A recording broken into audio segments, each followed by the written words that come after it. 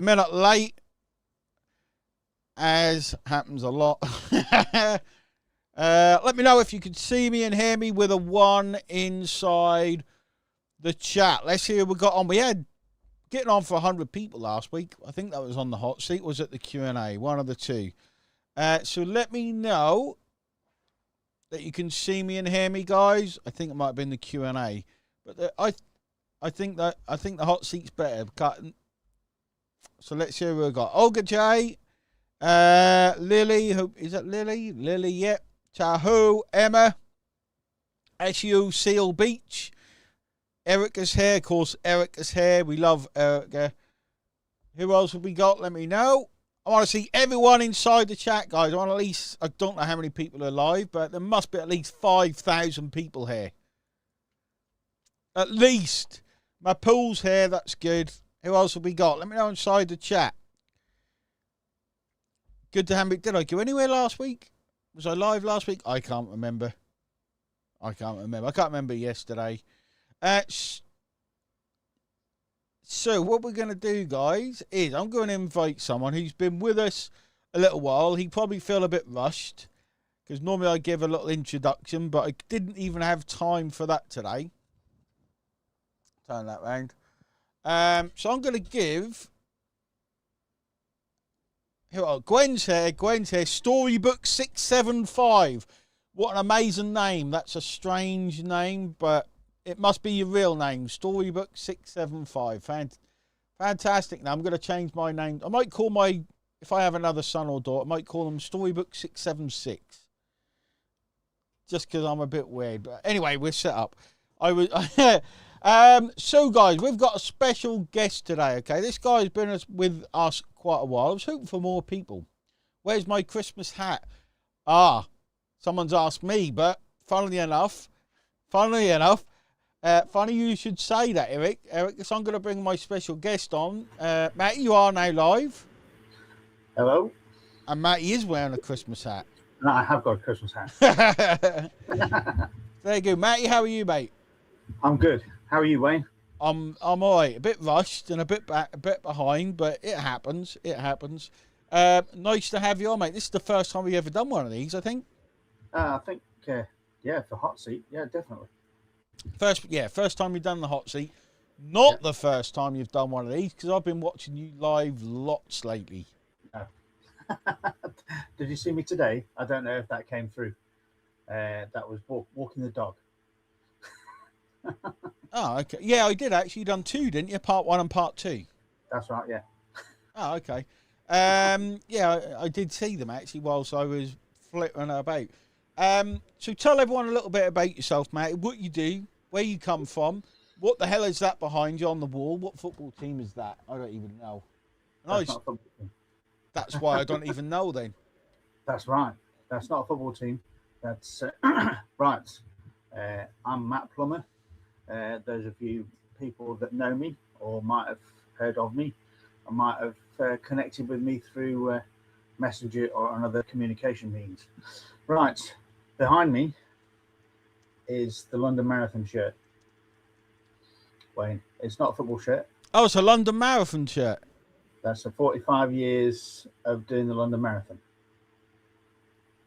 What you've done? Hold on, you've done the marathon for 45 years. No. The London Marathon. He's 45 years old. I was going to say, when did you start doing the marathon, Matty? No, I was at school in 1980. So, no, it's the 45th anniversary of the London Marathon. Okay. So, but that's for the for the people that haven't seen me on other lives. Yes, that's the London Marathon completion shirt, and the pictures up there, that's me coming across the line. That's me with 2 other people. So the guy on the left is a guy called Mark Davis that I picked up from the floor at 14 miles, and the other guy in the middle is called Chad from Massachusetts, who we picked up from the first aiders on the side of the route. So you were just picking people up, were you, right? I was picking people up, yeah. So and said to him, look, Can you stand? Yeah. Do you want us to help you? Yeah. So we lifted him for the final mile and a half across the finish line. What a story! So, What a great story! Yeah, the bit on the right, that's the Guinness World Record for the most people finishing or completing a marathon distance. Wow, how many So people was it? it was, as I'm reading it from it, the largest number of finishes in a marathon is 56,640 out of 57,449. Wow! So it's the biggest percentage or the biggest amount of people? The biggest amount of people that started and finished. Wow! But I think since that has Do I since count? April, Do I count? sorry? Do I count, or do you have to actually start it? No, you have to actually run it. Oh, that's no good, is it? Run it and finish it. Not as I thought about it. Oh, a lot of other people might have can remember the marathon chocolate bar. So yeah, you can't get a medal for getting the marathon chocolate bar, and that one there is a New York. So you've New done. York Marathon. Oh wow! So you've run the New York and the London. Yeah, I've done 10 Londons, and the one that I did this year was my 14th in total. So I've done 14 marathons. Wow, I've done none, and I feel quite lazy right now. So Matty, tell us about your. So at the minute we're doing a 30-day challenge. Okay, Yep. a lot of people don't know what it is. I'd like you to sum it up for everyone because a lot of people don't commit to themselves. They think they're committing, but they're not putting in the work. And I'm amazed at what people have achieved. I think that was the 10th one today, I think. Mm-hmm. Yeah. So 10th day, guys. So tell people about the challenge and tell people what you think everyone's achieving. Just kind of give a summary. Okay. Well, a roundup is basically, I like other people that are listening to this. I thought, 30-day challenge. What's a 30-day challenge? Well, 30-day challenge is basically taking you by the hand and giving you more understanding and putting action into place. So if you don't follow the day's trainings and you don't put the action that you've learnt from that day's training into reality, then you won't get any results. So the fact that you have homework to do, and it's not overlying, it's not too overbearing or overwhelming, but it's the small steps that take the big actions. So through the days that have gone so far, there is a wealth of people that are posting interviews and posting their lives, and you're finding that all the people that are taking the actions and are posting, their viewing is going straight through the roof. It is. And it's quite distinctive. The people that have taken the action and that have posted as they've been instructed are finding that their viewers are going straight off the page, and it's quite incredible. It's pretty insane. It just most people won't know about the 30-day challenge. Most people won't know about it. We might put another one on in the future, guys, but it's really about focusing people for 30 days, and the results people are getting are pretty insane. I'm going to start sharing them outside the group because it's something I've realised. Now, I don't know how you feel about this, matey, but when you try and do things on your own, okay, so a lot of people are sitting there on their own, they get confused, they don't know what to do. One thing I think I've realised this year is when you do something, like that's 10 hours, it's not a short amount of time, 10 hours, and we've still got another 20 hours left. But when people do it on their own, they don't always hold themselves accountable. They come up with excuses not to do things. But I feel like on this, it's not really a challenge, more like a daily workshop. There are no excuses. What do you think on that? What can you tell the guys, people who are thinking about, do I have to show up or do I have to do the work? Well, I'm finding that, obviously, I still deal with my 9 to 5 as well. It's I still love my 9 to 5, so it's in conjunction with it. But it's very noticeable that even if you miss a day's training, which life can get in the way, but then there are recordings, and as long as you go through the recordings, you catch yourself up and find out exactly what's going on. And it's not you don't have to have a technical mind. It's just, but it's doing the little steps, the little baby steps, and finding that the results from the little baby steps, you're really seeing exactly how things start to explode. And it's interesting and surprising all at the same time. So What's the surprising part? Would you say, because this is research for me, guys, like, because I want every single person to win. Like, that's always my goal. I want everyone to win, and I watch what happens. So I watch people who are winning, and I watch people who don't win as well. Okay, so why would you say this is different? Why would you say, like, being accountable live to someone is different? I suppose in a way it's almost breaking down the barriers, because I found myself that a lot of other people will find that, you get told to do such and such, and it's you crack on with it, and then you haven't got anybody to hold you to account. Or it's you get to somewhere, and then you don't know which way to turn. But then you've got the community there that's, especially on the Facebook group, that's if you've got a problem, or you're going live with an interview with one of the other your colleagues from the challenge, then they're there to help you out. And if it's not that other people are there to help you out, then yourself or some of the other team will point you in the right direction, which is music to my ears, because it's always difficult to keep yourself on the same line, on the same focus. Mm-hmm.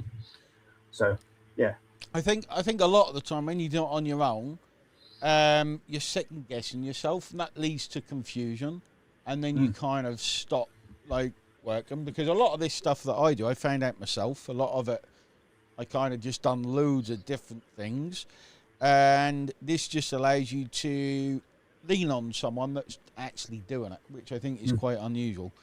So when did you start OLSP, mate? You've been with us a little while now, haven't you? Yeah, I've been with you,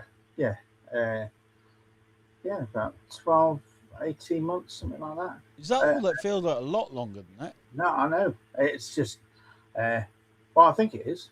I don't know. I mean, the thing is that, I've been involved in a lot of other different affiliate platforms, but this is the only one that I've found that actually explains everything to you and is there by your side. So it's not the case of we've got the money off you. Now you deal with whatever you're dealing with, and we'll see you later. It's like but OLSP and the people, members, and your tutors are so engaging, and you question whatever. Everybody who's listening to this, if you've got any questions, write them down. Don't try and keep them in your head. Just write them down on a piece of paper. So then when you do come on a call like this, or any of the other groups, or anything else that you can communicate with, you've got your questions. And that is a whole deal of relief when you actually ask those questions, because no question is stupid. Any question is a question. And if you need to know something, then just write it down. And just, no matter how silly you think it might be, just ask it. Because you might find out that everybody else is having the same problems, is finding the same roadblocks. So, write it down, and then just ask the question when you come on. Yeah, brilliant. And that's how, believe it or not, guys, that's how an indicator for me whether someone's actually putting in the work. I can tell from the questions that they ask. I know if someone's putting in the work from the questions. I can tell how advanced someone is along the journey from the questions they ask. For example, I can help Matty, really advanced people, but a lot of people, the questions are, I wouldn't say simple, but they're kind of like you haven't actually gone through the train. You can tell from the questions, if that makes sense. Awesome. So, guys, I'm going to put it to you guys to see any questions. We've got one from John here. And I want to see what you think, Matty. So, Okay. John says, what should someone focus on first? Learning, posting, or traffic? And why? Put you on the spot. Put me on the spot. Yeah. Learning. Okay. Don't run before you can walk. So there's no point in traveling in any direction without knowing what your route is. So unless you learn which way you actually need to be running or need to be starting to gain that momentum, then you don't know which way to turn. So you could be running down the wrong way over a one-way street.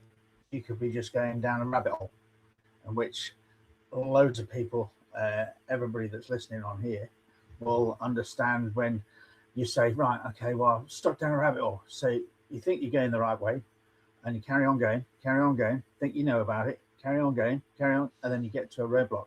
And you think, where do I go now? And that's the point, that if you'd have followed the step-by-step learning, then it then takes you step by step, and you'll find forks in the road. And these forks in the road, you can either go down them or follow the training, which points you in the right direction. So it gives you the focus. Brilliant answer, Matty. Did that help, John? A lot of the time, I think people may go through the training. They do a bit of action, then they don't refer back to it. You can refer back to the training. And the thing that I love, and I think the thing that Matty loves, is questions. Like, always ask questions. If you're not asking questions, guys, it means you're not going through the training, believe it or not. Okay, it's what it generally means. Now, what do you, apart from obviously the good-looking, handsome, muscly guy that looks after OLSP, i.e. me, just putting that out there, what do you like about OLSP? What do you really like about it? That I found with OLSP, that I found with that other platforms haven't got, is the community. The community is massive, and to have that many people, it doesn't make any difference how far. I mean, by first degree, I'm a forensic computer scientist, so I've got Sorry, a forensic computer scientist. You're a forensic computer scientist. That's caused many questions in my head, which I'll ask in a minute. Yeah, forensic computer scientist. So I've been involved in computers since 1980. So since the first IBM PC was released. So, but only as a hobby. So it's only sort of recently, due to my car accident and not being able to continue on with my original career path, that I've had to retrain in a hobby. So I retrained in IT and took it to degree level. And then you find that at the end of getting a degree, all right, okay, well, it's that new to the industry that unless you police or security background, then you've got no chance of anybody taking you on. So yeah, it's then that you get to a roadblock and choose a different path. So my different path was I'm a process safety engineer, so I'll make sure that people don't get blown up. pretty important, I'd say. Yeah, pretty much. Pretty important. So your job is actually to make sure people don't die. My job is to make sure that the environment, people, and assets don't get lost within the oil and gas and chemical industry. Wow. Okay, that's So pretty cool. yeah, That's very cool. It makes my job. I don't like when people ask me what I do. I'm like, I sit on my computer all day playing games. It's the easy way to describe it. At least you can explain yours fairly articulately. Which is awesome. So, guys, Matty, what would you say? So, there's how long, guys? Let me know inside the chat. How long have you guys been trying to make money online? I want to see what the consensus is, so Matty can give some advice. okay. Let's see.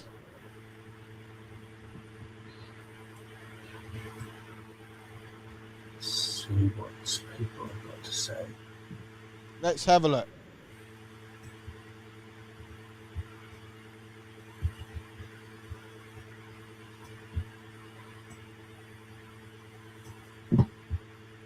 Let's have a look.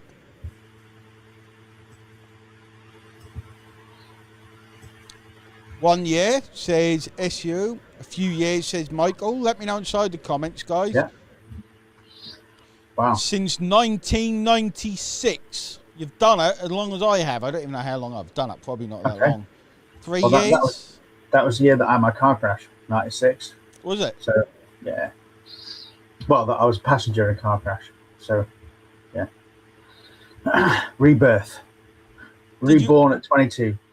Did you want to talk about that a little bit? Because I've not heard this story. I don't Can do. I've spoken about it before. Yeah, I was passenger in a well, I'd just come out of the doctor's after having my nose checked out, where I've actually cut it off with a piece of 6-inch stainless steel pipe 9 days before.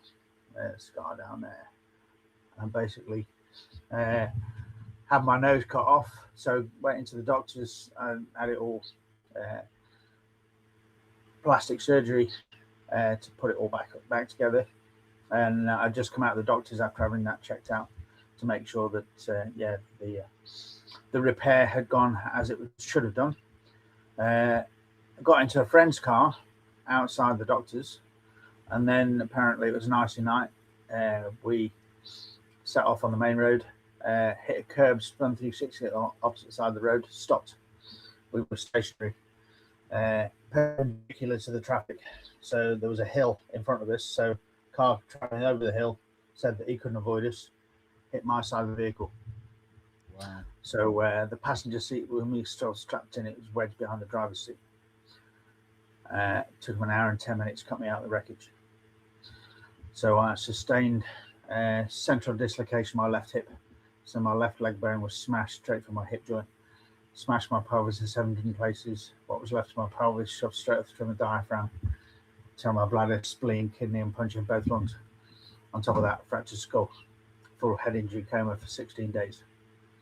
So at 22 years old, I've had to learn how to walk, learn how to talk, learn how to communicate all over again from scratch. My parents were told that I'd more than likely never walk again, unaided for the rest of my life. And I've come back to run 10 marathons in 10 years. I've raised over £25,000 for charity, and up to present date, I think I've raised over £30,000 for various different charities, just to give my 10 pence back. And I took my London Marathon medal and certificate down to the hospital, just to because most people who work in a hospital, they never get to see the patients that they've put back together and that come out the other side. So I took my marathon medal and certificate back to them. I left it for 3 months down there, just to say thanks. Look, this is what can happen when you put people back together. What an amazing story, man. I kind of heard it, but I never realised. Holy crap. Yeah, wow. So, and you're standing there as we do this interview. Yep. Do you have any long-term kind of pain or anything? Not so much pain. I've listened to the specialists and done exactly what they've said. I ended up doing 3 marathons back to back in 12 months. So I did London, found it too easy in 2002. Said that if ever I find London too easy, then I'll do New York in the same year. So I went across to New York. I did 21 miles in 3 hours 5 minutes, and then basically cramping both hamstrings, literally put me on the floor. So, that was so much pain, but I still finished in 4 hours. 4 hours 15 minutes. So, yeah, come back to the UK, did the full summer series cross country events, and snapped my right leg on the final. So I snapped my right leg, both bones, tibia and fibula, 2 breaks in each bone. Left me on the floor, did 4 strides on my kneecap, rolled over, put both legs in the air, and my right foot was touching my left knee. So it's like, right, okay, that shouldn't be there. Oh, right, okay. But I'd already signed up for the London Marathon for 2000 for the anniversary. So the 25-year anniversary of the London Marathon. So I just said to him at the hospital, I just said, I don't care what it takes, and just get me back together so I can do the marathon. So after the broken bone, I came back to do London in 4 hours, 9 minutes, 10 seconds. Amazing, mate. Yeah. What a story. What an amazing, what an amazing person you are. It's always these stories. Like, I don't know about you guys, but when you start telling your story, like my story's pretty goddamn boring compared with this.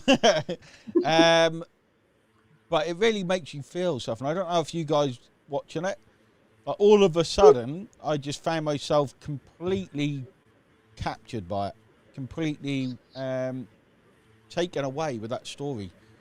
Well done, mate. You must be pretty proud of yourself. Thank you. Well, it's a lot of things to do with everything in your mind. So I don't look behind, because basically history, you can't change history. You can mold the present, and you can strive for the future. So anything that's gone behind is already past. Mm-hmm. So don't dwell on that, because it'll just eat you up. So you can shape the present, you can mold the future. So but then whenever I wake up in the morning, I always look at myself and say, hey, I'm still here. Today's going to be a great day. So that's why people are like, why are you always happy all the time? That's like, because I'm still here and I can get under your skin. Bonus. Fantastic story. So any questions, guys, for Matt? We've got 1 minute. X Cakes said you should be very proud. You should be really proud, mate. It's been an amazing story to listen to. Thank you. Amazing. Absolutely brilliant. And it's always like, hopefully, like a story like that makes people feel something, but hopefully it makes people feel determined that, they've learned a lesson from you that, with, I think, courage and strength, what you can achieve, like, because you've won, mate. I think you've won. Yeah, such an inspiration, says Olga. What a brilliant story. And this is why these are good. Like, you hear stories, you hear about people, and you think, wow, what an inspiration. So well done, mate. It's excellent. It's been brilliant having you on, mate. Excellent. No, it's been fantastic being on. So the Ulfinator says, Matt, you are indeed a very true inspiration. So much substance in your story and message. I'm proud and yet humble to know you and can't wait to meet you in real life. Cool. Yeah. Me too, Ulf. Me, you too. Yeah, amazing. What an awesome story. Matty, thanks very much for taking the time jumping on, mate. It's been an absolute pleasure. Guys, thanks for jumping on. Join us every week on the Hot Seat, because you hear amazing stories like this. What a fantastic stories. Thanks for that, mate. Hopefully a few people got inspired by that story, because that was amazing. Thanks for that, mate. Thanks everyone for watching. Cheers, guys. Bye-bye. Bye. Should stop. Well done, mate. That was really good. Okay, how was that? Sorry. Yeah, I've got a lot of things to go. Yeah. I was Olympic Games maker for London 2012.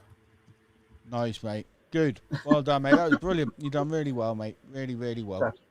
Cool. Thanks very much for the opportunity, Wayne. No worries, mate. It's non-stop, so I've got to go again. But fantastic, mate. Love it. Well done, mate. Thanks for coming on. And hopefully I'll